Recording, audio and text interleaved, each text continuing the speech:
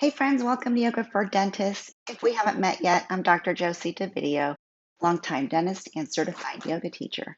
Today I'm going to be answering a viewer question about yoga poses that will help strengthen the abdomen muscles. So stay tuned.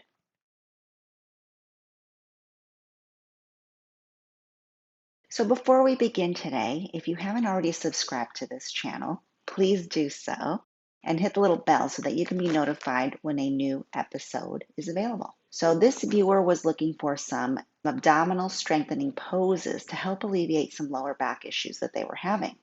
Anytime you're dealing with pain, I highly recommend that you seek medical advice, either from your physician or chiropractor or physical therapist, and see if there's something else that is going on before you attempt any exercises or yoga program. So today's episode is really for educational purposes. But one thing to note is just because you're having a lower back problem, it doesn't necessarily mean that it's an abdominal or core issue. It could be, but it could also be that your hips are a little too tight and your lower back is compensating. For that matter, it could be that any body part is a little tense or tight, or you have an injury, or you have a bum ankle, or something is going on. And so the rest of your body compensates, and in your body, it's showing up in the lower back. Add to that your work in dentistry, and everything just kind of blows up from there. Today is really just an example of a pose that can strengthen the core muscles while also stretching the hips a little bit and alleviating some tension and pressure in the lower back. But again, check with the medical professional and try this pose at your own risk. So I'm going to show you how to do a pose today called bird dog pose. It's also known as balancing table pose. So meet me on the mat. All right, so starting on the mat, you're going to come onto all fours where your wrists are underneath your shoulders and your knees are underneath your hips. If you have a mirror that you can reference, that is helpful because you can double check that you're in proper alignment. All right, so this looks pretty good on my camera here. So from here, we're going to start with our right leg, extending our right leg out behind us, curling the toes under. And just press into the back heel so we can stretch our calf and our hamstring a little bit. Nothing too intense, just gently rock back and forth to stretch into it. And when you're done with a good little stretch, return your knee back to center and stretch your left leg. So extending the left leg behind you, curling the toes under, pressing into your heel just to give that leg a little stretch and returning that knee back to center. Now when you're ready, readjust.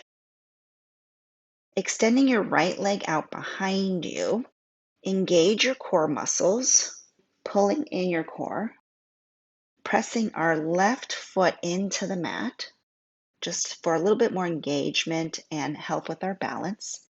And use your core to gently lift your right leg up behind you, keeping your foot flexed. Then from here, imagine that there's a wall behind the right foot and you're trying to press into that wall energetically. You're not moving the rest of your body because you're engaging the rest of your body to hold yourself steady and firm, strengthening the muscles. But by energetically pressing that heel into this imaginary wall behind you, you're creating a little bit of space in this hip here. Oh, when you fall over, try again. All right. Then from here, return your knee back to center. We're going to do it on the other side. Pressing the top of our right foot into the mat, engaging our core, extending our left leg out behind us with the toes curled under, pressing our heel back, lifting up our left leg, and energetically pressing into that wall behind us. And release. Returning back to center. Now comes the balancing table part. So extending your right leg again behind you, pressing into the top of your left foot for some support, engaging your core muscles, lifting up the right leg, and on your next inhale, extending your left arm out in front of you. And that will test our balance while it's engaging our core muscles, strengthening our core. Return back to center. Make sure you're in alignment. And do the other side. So pressing the top of our right foot down into the mat, engaging our core muscles, extending the left leg out behind you, lifting it up, foot flexed, and then lifting your right hand out in front of you, engaging the core into a balanced pose, and return back to center. So if you try that pose out a few times, you'll start to see where your balance is a little off.